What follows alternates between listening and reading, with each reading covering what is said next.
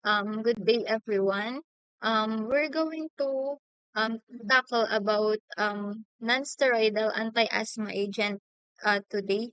From the word itself na it is non-steroidal, meaning hindi sila gumagamit ng steroids kagaya ng mga corticosteroids because generally, corticosteroids are used as anti-inflammatory agents. Ginagamit itong non-steroidal anti-asthma agents para ma-prevent not to treat the asthma attacks na na-experience ng mga pasyente during the kapag may mga triggers na nagaganap. Next is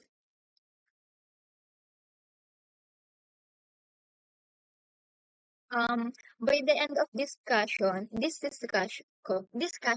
you'll understand how this drug works and when to use them, and also kung bakit siya importante kapag ina-apply natin sa mga clinical applications. This this topic, we're going to tackle about this cromolyn sodium, leukotriene modifiers, yung mga immunoglobulin E therapy, tapos yung mga mechanisms of action nila, including yung mga clinical applications nila. Dito lang magre-revolve yung itatakol natin today. For the next slide. Um, Before we proceed sa bago tayo mag-proceed sa main topic natin, here is the key terms and definitions that we need to remember throughout our discussions. First is the anti-leukotrienes. From the word itself na anti-leukotrienes, kalaban siya ni leukotrienes, isa siyang agent that blocks the inflammatory response ng asthma. When we say leukotrienes kasi, let's take a look at number three. Chemical mediators sila that causes inflammation sa mga airways natin, kaya sumisikip yung mga daluyan natin ng hangin kapag humihinga tayo. For the second one is the immunoglobulin E. Um, Immunoglobulin isa siyang gamma globulin that is produced ng mga cells sa katawan natin, specifically sa respiratory tract. Sila yung responsible sa um, allergic reactions. Sa number 4 naman, sa mga mast cells natin, isa isa silang specialized connective tissue cells na nagko-contain ng mga heparin tsaka histamine na nagko-cause ng constriction sa mga airways natin. For the mast cell stabilizers naman, they are also known as cromolyn-like agents. Agents sila that are used prophylactically to treat the inflammatory response sa mga asthma. When we say prophylactically kasi, it is not used as a treatment. Ginagamit lang siya as a preventive measures, and we do not use this as a first line of agents kagaya ng mga beta agonists natin. Next.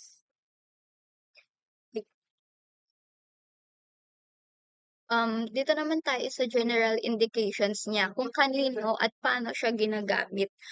Itong mga non-steroidal anti-asthma agents kasi primarily prophylactic sila. Gaya ng sabi ko kanina, it serve as a preventive measures lang. At lagi natin tandaan that sa mga mild persistent asthma lang siya. Hindi siya gumagana sa mga acute asthma attack. It is an asthma requiring step 2 care rin siya.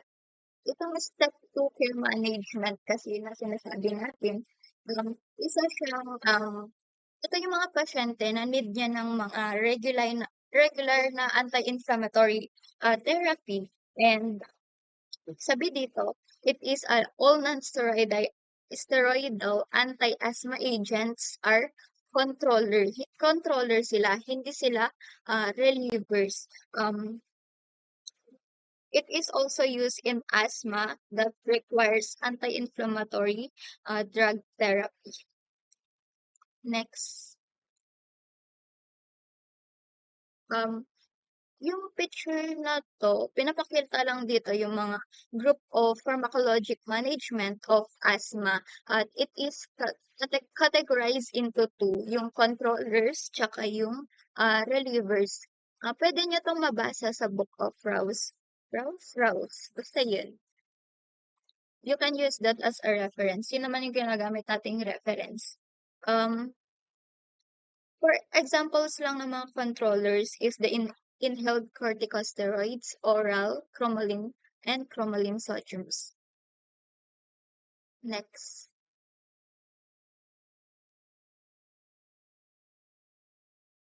For the qualifications to general indications for use of these agents, yung mga cromolyn anti-leukotrienes, isa silang meta-stabilizers. Kung naalala nyo kanina, yung sabi ko kanina, na ginagamit lang siya as preventive. It is recommended as alternative to low-dose inhaled corticosteroids and used in asthma that requires step 2 care, and nabanggit ko to kanina. And this cromolyn, it is commonly used sa mga infants and young children. It is also preferred due to concerns regarding the safety profile of inhaled corticosteroids.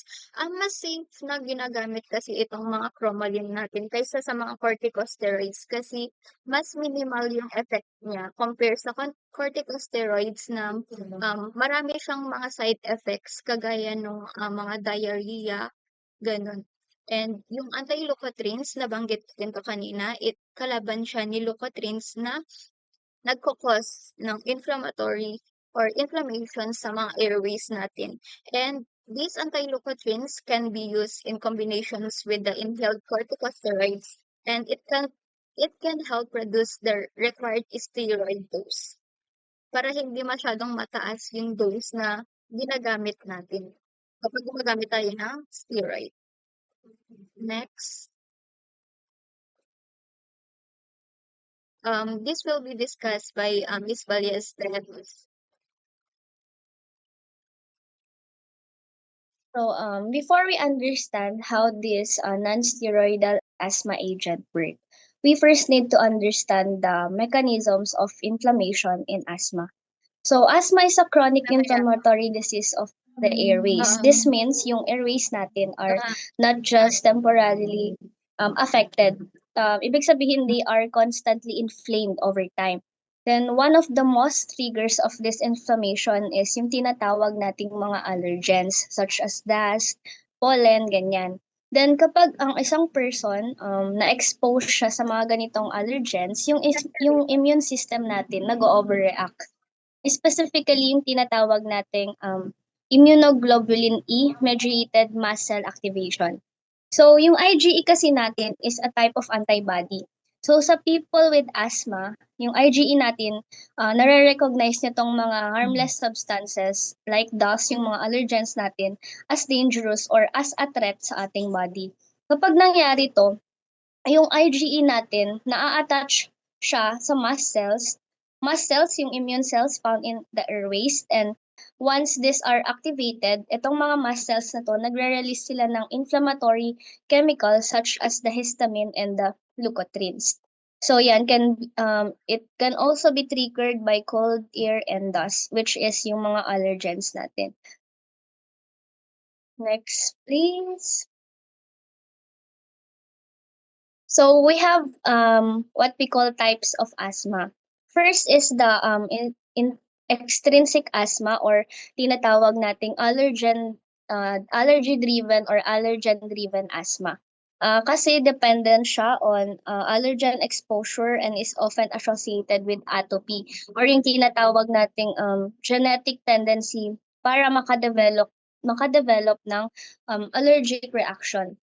Sa extrinsic asthma, yung symptoms natin are often triggered by the allergens such as yung sinasabi nating dust, yung cold air, yung pollens, ganyan. Then it is usually IgE mediated immune response. Meaning, yung antibodies natin na tinatawag na IgE, nagpe-play siya ng key role dito sa extrinsic asthma natin. Then, this type of asthma is common in children and young patients. So, basically, yung extrinsic asthma happens when the immune system overreacts to harmless substances. Next is the intrinsic asthma. So, in contrast, yung intrinsic asthma naman natin is not related to allergies. So, there is no allergen sensitization. So IgE is not the main driver ng intrinsic asthma. Instead, yung inflammation na to, it is driven by what we call T cells and the cytokines, which are signaling molecules in the immune system.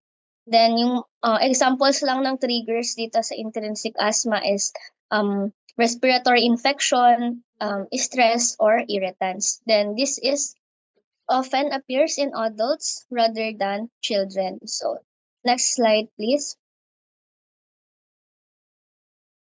So, we have the three main components of asthma. First is the acute asthma attack, which resolves spontaneously or with treatment. Ibig sabihin, yung asthma, this is when asthma symptoms suddenly worsen. Nagkakos ito ng shortness of breath, wheezing, and chest tightness. Then yung hyperresponsiveness of the airway to various stimuli naman is nag-overact to sa stimuli that would not bother a healthy person. Ang triggers naman ng airway hyperresponsiveness is yung mga allergens natin gaya ng dust, ganyan, then cold air, exercise, then irritants like smoke. Then for the persistent inflammation, the third component is persistent airway inflammation. Even when there is no acute attack, yung airways natin, inflame pa rin siya. Ibig sabihin, itong inflammation can worsen, leading to chronic symptoms na and structural changes in the airways. Then, airway inflammation is manifested in response of bronchoconstriction. Bronchoconstriction is yung airway muscle natin nagta-tighten and nagnanarrow yung passage. While for airway swelling naman, yung lining ng airway natin, it becomes thick or nai-inflamed. Then for the mucus secretion and obstruction, nagkakaroon ng excess mucus which can block the airflow. And for the airway remodeling, long-term inflammation na nagkakos siya ng structural changes, making the airway more sensitive to triggers. Then these four changes together explain kung bakit yung asthma symptoms natin occur and why controlling inflammation is so important. And dito, by this, malalaman nyo kung paano talaga nag-work itong mga non-steroidal anti-asthma agents natin. Next.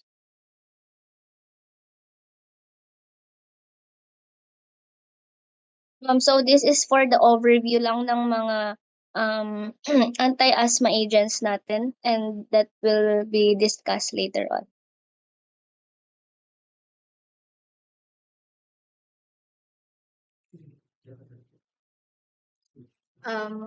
So now let's proceed with the number one agent that is under this non-steroidal anti-asthma agents.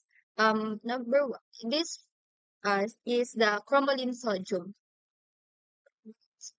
Next, Jeff. Cromolyn sodium is also known as disodium chromoglycate. Gaya na sabi ko na kanina, it is a mast cell stabilizing agent and it is used as inhaled prophylactic agent for asthma.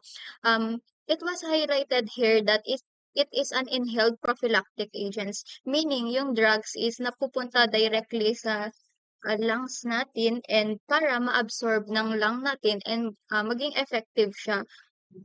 And prophylactic means it is used as preventive. Hindi siya for treatment.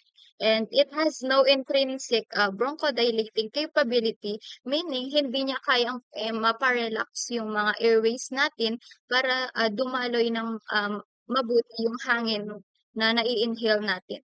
It is also not related sa mga beta agonists. Beta agonists and disantins or the theophylline is considered as the bronchodilators.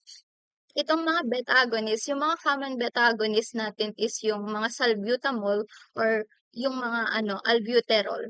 And it is the third one is corticosteroids. Kagaya na sabi ko kanina, corticosteroids is used as anti-inflammatory para ginagamit siya as anti-inflammatory.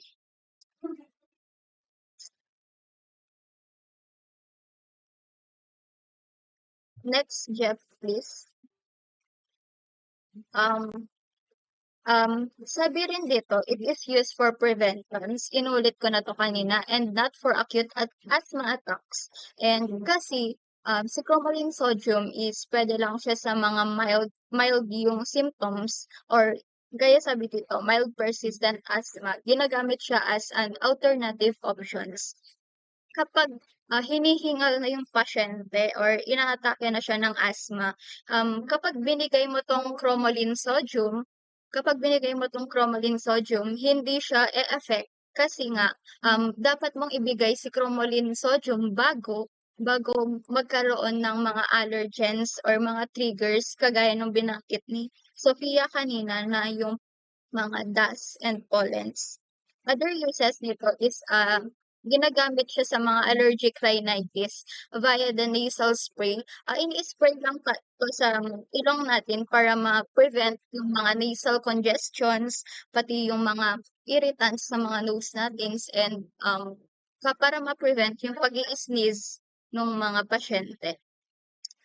For the mastocytosis naman, ginagamit dito is oral. Para ma-improve naman yung, para ma-lessen yung side effects or para ma-improve yung mga diarrhea, abdominal pain, headache, nausea, or yung mga itching. May ano kasi. So now, let's discuss about the mechanism of actions nung cromolyn sodium natin. Kapag kasi yung isang tao, they are exposed sa mga allergens, kagaya nung, let's take a look at this picture, kagaya nung kapag yung tao na-expose sa mga allergens, kagaya ng mga dust, pollen, or pwede rin yung mga exercise, nakaka-form yun ng mga antibodies natin. Yung mga antibodies kasi kagaya ng immunoglobulin, kapag na-attach yan sa mast cells, yung mast cells natin is naka-ano lang yan, inactive yan sa katawan natin. Para siyang nakaupo lang sa mga tissues natin. And kapag nag-bind itong immunoglobulin sa mga mast cells natin, along with the influx of the calcium, na-activate itong mga mast cells natin.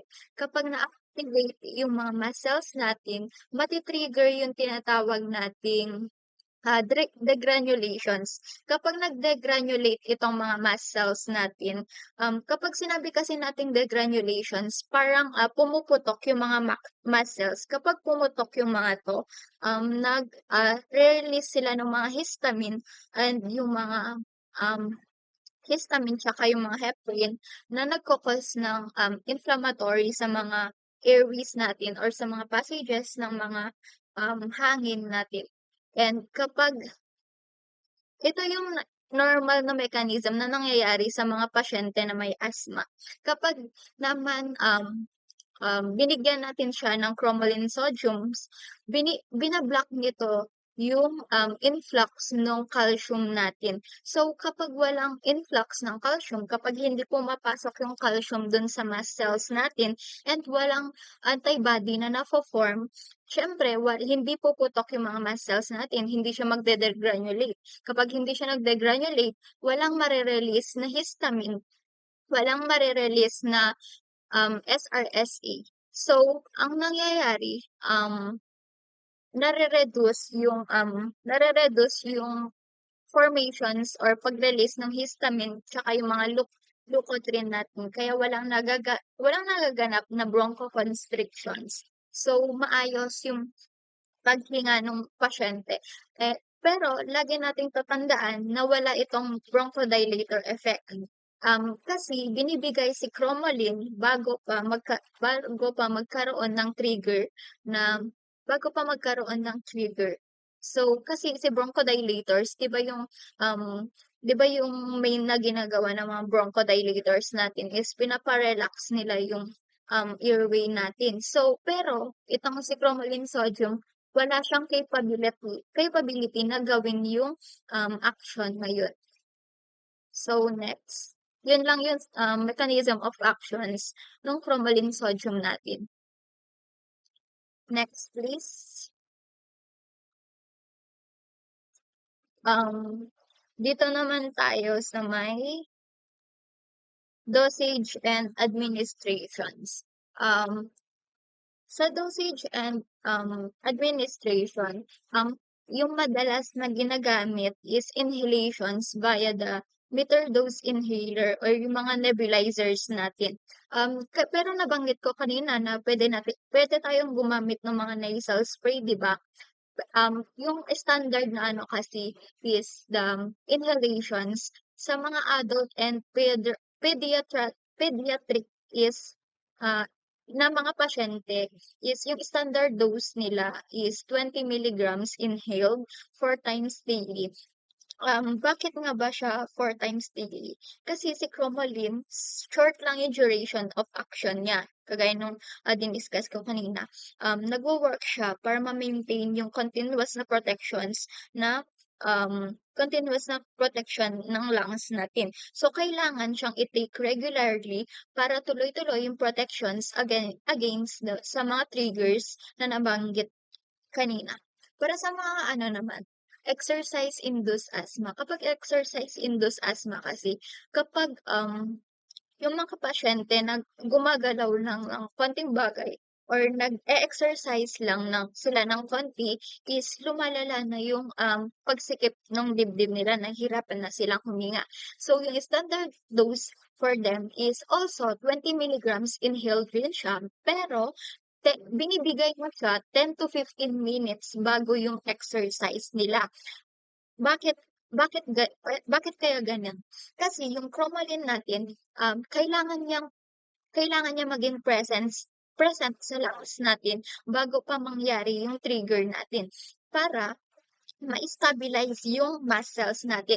Kasi originally, sabi ko kanina, ang mast cells inactive siya para hindi magkaroon ng overproductions ng mga histamine natin. Although, hindi naman bad by default yung mga histamine natin, kapag nagkaroon kasi ng overproductions nitong histamine, nagko-constrict yung mga bronchioles or yung mga airways natin. So, para mapigilan yung pag-release ng histamine na yun, binibigay natin yung itong cromolyn sodium. Important notes that we need to remember is yung hindi siya effective.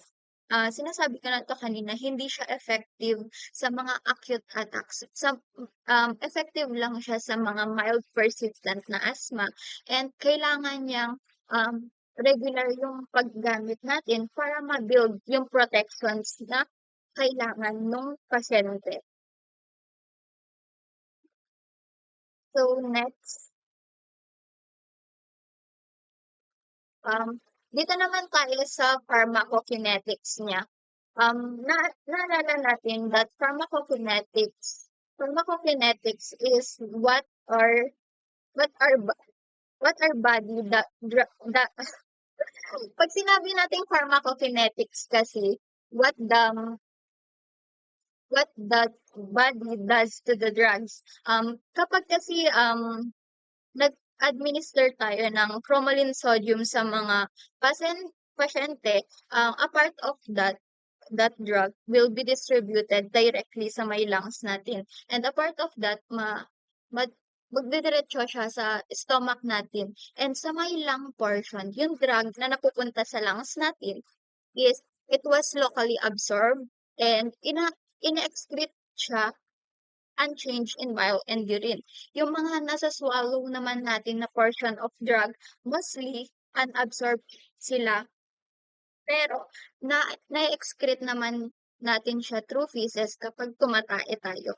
And this cromolyn sodium is considered safe and effective, tsaka fewer yung side effects niya than theophylline. Kasi nabanggit natin kanina, na fully absorb naman siya ng katawan natin, hindi siya naiiwan. And kapag nagdiretso naman siya sa stomach natin, pwede naman natin siyang i-excrete yun through sa pagkain.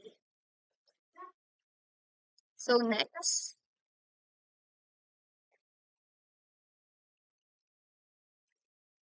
um, dito naman na tayo sa may prophylactic clinical applications.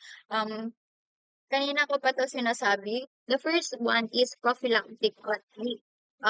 Ginagamit lang siya as preventive measure, hindi as treatment ng mga triggers ng asthma natin. It is not for acute attacks and it must be present to prevent the mast cell degranulations. Ulitin ka ulit.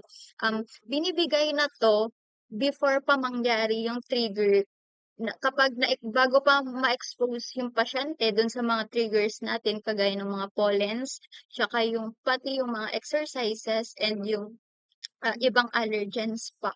And for the second one is corticosteroid cautions. In abrupt steroid withdrawal can impair the adrenal functions. Kaya kailangan natin kapag i-administer natin tong si cromolyn sodium, hindi dapat natin biglain na tanggalin yung steroid na tinetake ng pasyente.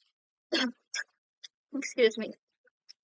Dapat slowly lang natin siyang tinatanggal while administering the cromolyn sodium kasi kapag binigla nating tanggalin yun, masisira yung function ng adrenal glands natin. So, um, so in practice, the cromolyn can help the reduce steroid use over time, but we start slowly. Tandaan natin, unti-untiin natin yung pagtanggal kasi masisira yung functions ng adrenal natin. Kasi kapag nagka-malfunction kasi yung adrenal natin, magli-lead yun ng serious na problems kagaya ng mga fatigue, mababa yung blood pressure mo, and magkakaroon ng crisis sa adrenal natin. The last one is the delayed effect.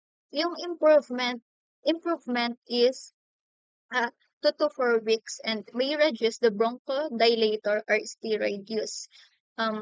Kasi yung cromolyn sodium natin, hindi siya kagaya ng mga rescue inhalers na kapag binigay mo na, mag-e-effect na siya agad. Kaya sinasabi natin pang prevention lang si cromolyn sodium kasi hindi siya nagwo-work immediately. Improvement usually takes 2 to 4 weeks kasi during this time, the patient may still need, kailangan pa rin nila yung bronchodilator nila or steroid nila sa mga in the span of 2 to 4 weeks. Next, please.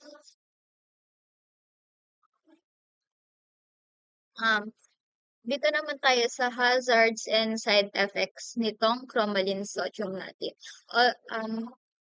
Although may mga hazards and side effects na itong cromolyn sodium, considered pa rin sila as a safe and effective kasi usually yung mga side effects nito is mild lang or temporary kagaya ng mga nasal congestion, dermatitis, headache, tsaka diarrhea.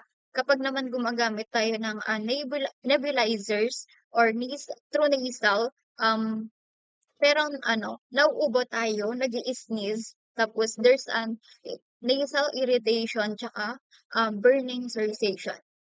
Caution lang, this cromolyn sodium is not a bronchodilators and kaya kailangan natin mag-ingat kapag tinatanggal na natin yung steroid na ginagamit ng pasyente.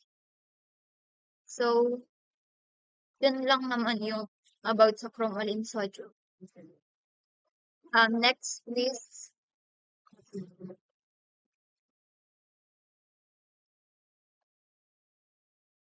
So now, let's move on sa next or second na non-steroidal anti-asthma agent natin, which are the leukotriene modifiers or yung tinatawag na anti-leukotriene agents. So let's take a look at this figure po muna, which is a diagram on kung paano napoproduce itong mga leukotrienes natin. So kung nakikita nyo at the top, meron po tayong stimulus which can be mechanical, physical, or chemical. And then, itong mga stimulus nito, na-irritate nila yung um, na-irritate nila yung airway natin. And may mga allergens tayo na nakaka-irritate ng airway, gaya ng sinabi ko kanina, yung dust, smoke, cold air, ganyan. Then, this can trigger yung tinatawag nating pathway. Then once the airway is stimulated, yung inflammatory cells natin such as eosinophils, mast cell, yung macrophages dyan, or macrophages can become activated. Then once na nasa loob na siya ng cell, itong enzyme na to, if nakikita niyo yung PLA2, which is the phospholipase A2, na-activate yan, then this enzyme acts on the cell membrane that can release itong tinatawag nating AA or yung arachidonic acid. Yan. So, kapag tinanong nyo ano ang arachidonic acid, it is a fatty acid found in the phospholipid membrane of the cell. Isipin nyo siya as parang starting material or raw material siya which inflammatory chemicals are produced. So from the arachidonic acid, meron tayong yung pathway natin nag-split into two major routes, which is first one is the cyclooxygenase, and yung pinaka-importante dito is the lipoxygenase pathway. Sa lipoxygenase pathway, gumagamit siya ng enzyme na tinatawag natin na 5-lipoxygenase, which can produce yung tinatawag na nating leukotrienes, which are the example nito is the leukotrienes C4, leukotrienes D4, and the leukotrienes E4. And this can react na sa target cells natin, which are ito na yung nagiging main chemicals involved sa asthma. Next slide, please. So yan, leukotriene modifiers or anti-leukotriene agents. Leukotriene are inflammatory lipid mediators, sabi ko nga kanina, derived from arachidonic acid produced via the 5-lipoxygenase pathway. It is released from the mast cell, eosinophils, and the macrophages. So sa mga tao kasi na may asthma, itong leukotriene na to ay harmful siya kasi nga nagko-cause ito ng bronchoconstriction, mucus hypersecretion, airway edema, and eosinophil recruitment. Next slide, please. So meron tayong two main classes ng leukotriene modifiers natin. First is the 5-lipoxygenase inhibitor. Under this, meron tayong xyluton, which inhibits the leukotriene synthesis. Then next is the cystenyl leukotriene or receptor antagonist. Under nito, meron tayong tinatawag na montelukast and the zafirlukast, which then block leukotriene receptor in airway smooth muscle. So, punta muna tayo sa first na type ng leukotriene modifier natin, which is the xyluton. Next slide, please. C6H12O6. C6H12O6. So, xyluton is orally active drug that belongs to the 5-lipoxygenase inhibitor. Available siya sa pharmacies natin as a Zyflo or Zyflo CR. This itong xyluton na-inhibit niya yung leukotriene synthesis, which helps reduce inflammation and airway constriction in asthma. So itong xyluton kasi nagwo-work siya by blocking the enzyme responsible for producing the leukotrienes. So instead of just blocking the effects, it actually napaprevent niya yung formation nitong leukotriene. So leukotriene is used for prophylaxis and long-term control of asthma. This means it is taken daily to prevent symptoms bago pa siya mag-occur rather than to treat the symptoms during an asthma attack. So, gaya nga ng sabi ni Sol kanina, itong mga anti-asthma agents natin, binibigay siya before pa magkaroon ng asthma attack. So, it is especially useful in patients with persistent asthma where inflammation is ongoing. Then, it is approved for adults and children 12 years and older. Next slide, please. Wait lang, pabalik. Additionally lang for addition info lang, itong Xyluton natin hindi siya ginagamit for acute attacks because yung effect niya hindi immediate, not immediate. Nagwo-work siya gradually by reducing this inflammation over time. Ibig sabihin, hindi agad-agad yung effect nito. Next slide, please.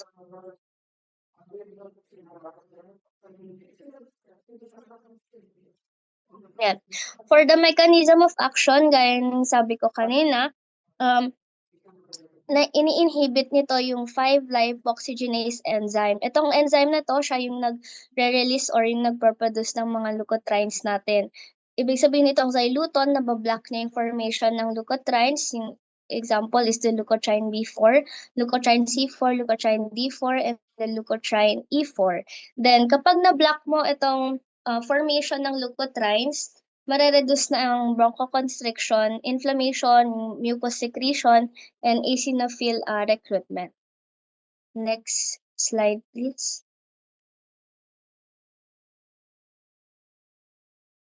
So let's move on sa dosage and administration ng Xyluton natin. Makikita nyo dyan sa picture, we have the Zyflo CR and the Zyflo. Ito yung mga available na Xyluton natin sa pharmacy. So, the dosing of Xyluton may seem frequent, pero may reason behind that. It is given 600 milligram 4 times daily and or 1,200 milligrams twice daily for the extended release. This is because yung Xyluton kasi natin has a short half-life, meaning hindi siya nag-i-stay longer sa body natin. So, kailangan ng multiple doses talaga para ma-maintain niya yung effect throughout the day or sa isang araw ganyan. Kaya 4 times daily siya na-administer. Then, kapag sinabi mo kasing extended release form, ini-improve niya yung convenience by reducing how often the patient needs to take it. Yan lang naman. So, it requires liver function monitoring, which malalaman nyo kung bakit kailangan ng liver monitoring mamaya. Then, it is not used for acute asthma attacks. Kasi nga, gaya ng sabi ko kanina, hindi immediate yung effect niya. Next slide, please.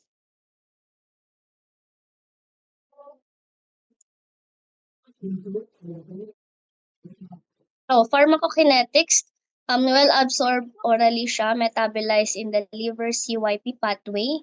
Meron siyang half-life to 2.5 hours lang. Kaya sa dosage niya, kailangan multiple dose siya every single day para ma-maintain yung effect niya throughout the day. Then, this increases levels of warfarin and theophylline. Next slide, please. Yan. Clinical application uses as a controller medication, helps prevent chronic asthma symptoms, used for long-term management, and not ulit-ulit, not indicated for acute asthma attack, and hindi siya rescue medication. Next slide, please. Let's move on sa hazard and side effects ng Xyluton natin. Kaya sinabi ko kanina kailangan ng liver monitoring or liver function monitoring kapag nagte-take ka ng Xyluton. Kasi nga, itong Xyluton, nagkakos siya ng tinatawag nating hepatotoxicity. So, since itong Xyluton natin na may metabolize sa liver natin, nagkakos ito ng liver cell injury, leading to elevated liver enzymes. This is why kailangan natin ng liver function monitoring kapag take tayo ng xylitol. Next slide, please. So let's now move on to the cytokine modifiers natin, which is the cysteine leukotriene 1 receptor antagonist. Under this, meron tayong tinatawag na zafirlukast and montelukast. Next slide. Yan. Zafirlukast, or also known by its brand name, Acolate, it is a leukotriene receptor antagonist used in a long-term management of asthma. Para maintindihan natin kung paano to nagwo-work, kailangan natin i-recall yung leukotrienes natin kanina. Sila yung mga powerful inflammatory mediators na nagpa-play as a major role sa asthma natin. So, zafirlukast is a synthetic drug designed to specifically block leukotriene receptors in the airways. Leukotrienes, particularly our leukotriene C4, leukotriene D4, and leukotriene E4, released from the inflammatory cells like mast cells and eosinophils. So, it is approved for children 5 years and older. Then this zafirlukast can prevent asthma reactions triggered by the exercise, cold air, allergens, and aspirin. Next slide, please.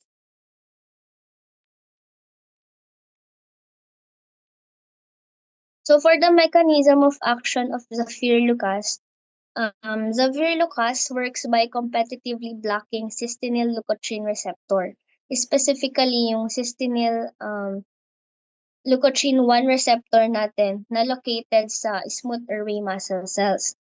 Normally, itong leukotriene natin, nagbabind siya sa receptor na to kasi, nagbabind ito to this receptor, which can cause contraction of airway, smooth muscle, increased mucus secretion, and recruitment of more inflammatory cells. Then, by blocking these receptors, zafirlukast can prevent yung mga effects na sinabi ko kanina. So, as a result, instead na magkakaroon tayo ng contraction of our airway smooth muscle, yung airway natin nagre-remain more open. Then, nagre-reduce yung inflammation, and also, nare-reduce yung inflammation, also the mucus production decreases. Next slide, please. So for the dosage and administration of zafirlukast for adults and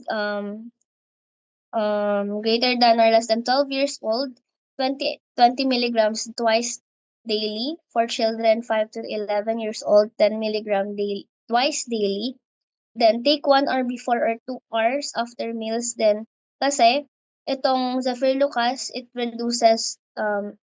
itong zafirlukast, yung food reduces bioavailability. So dito lang, it is important na i-take natin tong zafirlukast on an empty stomach, or either 1 hour nga or 2 hours before our meals. Kasi yung food, it significantly reduces its absorption, meaning less drug enters the bloodstream, and yung effectiveness nitong drug natin nagde-decrease siya. The twice daily dosing reflects its moderate half-life, requiring consistent dosing to maintain therapeutic levels in the body. So, for summary lang, yung zafirlukast natin, it's absorbed orally, but absorption nga decreases with food. Highly protein bound siya, meaning most of the drug circulates attached to plasma proteins. Then, also metabolized din siya in the liver, mainly through the CYP2C9 enzyme, or the cytochrome P450 family to subfamily C member 9. Then, next slide please. Ayan, sinabi ko na pala. So, highly protein bound siya, metabolized in the liver, then oral absorption reduced by food. Next slide, please.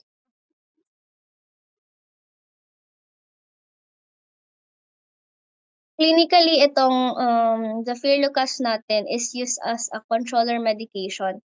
This means it is taken daily para ma-prevent yung asthma reactions natin triggered by the exercise, cold air, allergens, and aspirin. It is especially used in patients who have predictable triggers like exercise or allergens. Then it is preferred to be oral medication instead of inhalers. However, gaya ng paulit-ulit na sinasabi, it is not used for acute asthma attacks because it does not provide yung tinatawag natin na rapid bronchodilation. Next slide, please. Hazards and side effects ng Zephyr Lucas natin includes headache, nausea, hepatotoxicity, rare siya. Kasi nga, again, na may metabolize ulit siya in the liver. Kaya dito sa Zephyr Lucas, kailangan din natin ng liver function monitoring. Then, drug interactions, warfarin increasing bleeding risk. Next slide, please.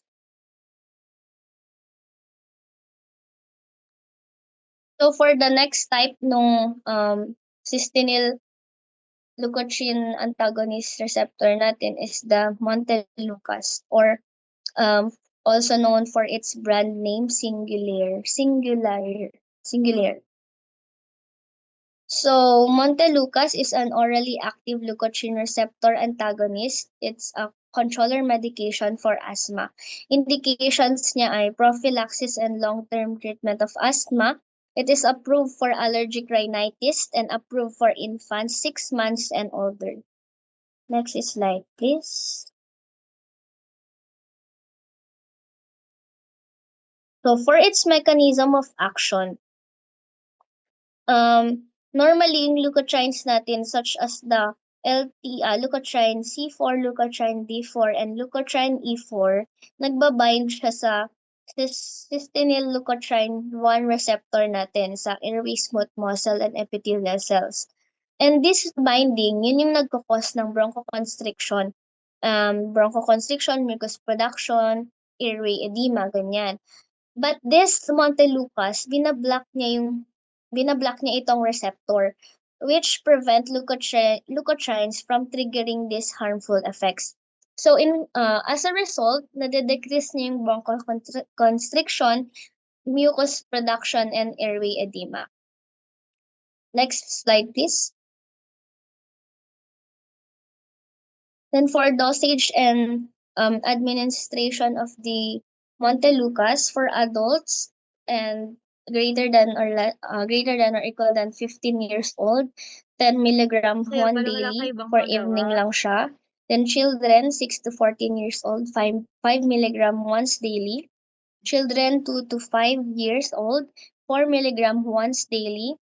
Then for infants, 4 milligram granules can be taken with or without food, and it is Pero also grabe approved naman yan. for Parang iba yung sa allergic kanila. AirPods kasi. rhinitis. Montelukast ay convenient once daily dosing lang siya. For adults and adolescents, yun nga kailangan ng 10 mg once daily.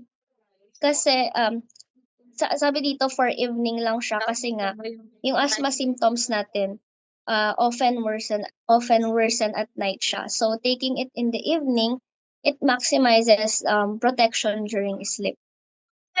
Then advantage ng Montelukast nga natin, it can be taken with or without food, making it easier for children to comply. Next slide, please. Montelukast is well absorbed orally, highly protein bound, and metabolized in liver, CYP3A4, then CYP2C9, then once daily dosing or longer half-life. Then, after oral administration kasi, Neuro naman. itong Montelukast natin, na well absorb siya and highly protein bound, which helps to na maging active siya or ma-stay active siya sa bloodstream natin. So, its long half-life allows once daily dosing, which is particularly convenient for children and adolescents. Next slide, please.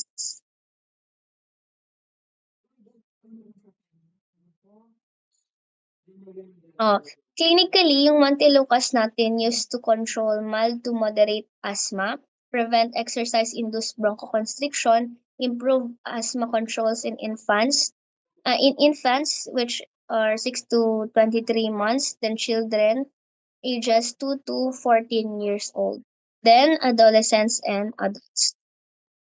Also, addition lang, effective din siya for allergic rhinitis, making it versatile drug for patients with um, multiple allergic conditions. Next slide, please. For hazards and side effects, like all the medications na ng side effects, which are headache, abdominal pain, neuropsychiatric effects. Rare siya pero important pa rin na um, ma-monitor natin kasi this includes agitation, depression, and suicidal thoughts, which is why yung Montelukast natin meron siyang back warning. So another rare na side effect nito is the Church-Strauss syndrome, or ito ay type of a blood vessel inflammation. Then dahil dito, kailangan natin ng careful monitoring kapag nagte-take tayo nitong Montelukast, especially in childrens and adolescents. So to summarize lang, itong Montelukast natin is a preventive asthma medication that works by blocking the leukotrienes, reducing airway inflammation, bronchoconstriction, and mucus production. So once daily dosing lang siya, making it convenient for children and adolescent, kaya suitable siya for wide age range, including na rin ng infants. However, yun nga, kailangan natin ng constant monitoring kasi nagkakaroon 'to ng neuropsychiatric effects, which is crucial. Then, overall, yung Montelukast natin is a safe and effective controller therapy for asthma and allergic rhinitis. That would be all for leukotriene modifiers.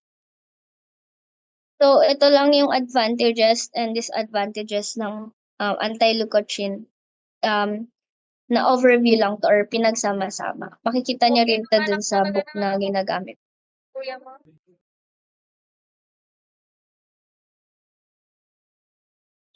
Dito din naman po tayo sa immunoglobulin E therapy. So siguro next slide. Slide. Omalizumab or Xolair is monoclonal antibody used for moderate to severe asthma. Severe asthma in adults and adolescents 12 years old and above, indicated for patients with positive skin tests or in vitro reactivity to perennial aero allergens. Can also help in seasonal allergy rhinitis, for like yung mga gaya ng mga common colds, ganun, and administered via subcutaneous injection, which is ini-inject po siya sa balat natin, and also not for acute asthma complement. Not for acute asthma attack, complements corticosteroid therapy and not a replacement. Also hindi po siya for emergency and for maintenance lang po siya. And next slide po.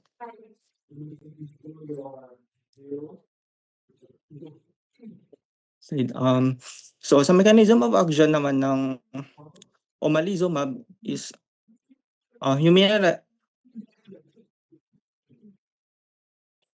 humanized IgG1 or monoclonal antibody derived from recombinant DNA, binds selectivity to human IgE, blocking it from attaching to mast cells and basophils, reduces the release of allergic mediators, lowering asthma symptoms and exacerbations. For summary po, omalizumab is an antibody that specifically targets and binds to a substance in your body called immunoglobulin E or IgE.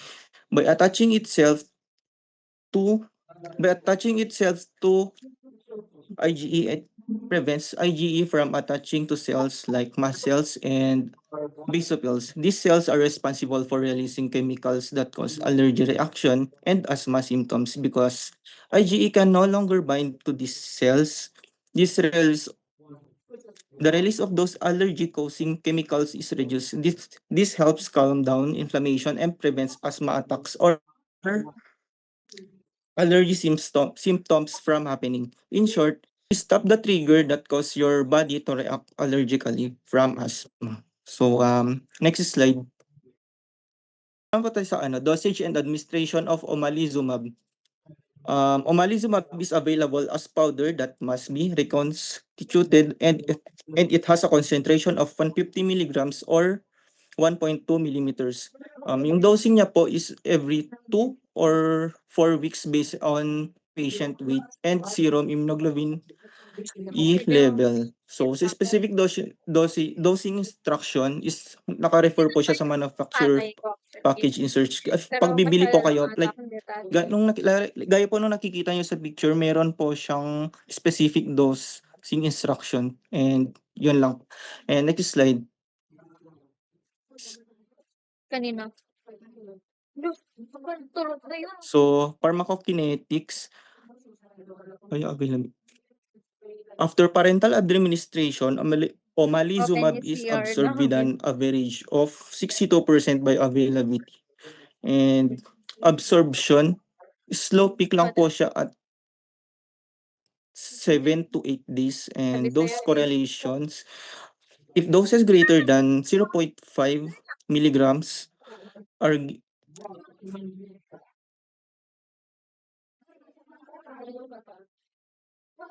Diba siya?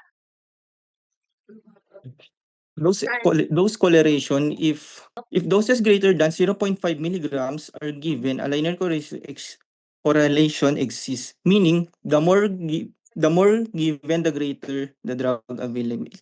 Next slide.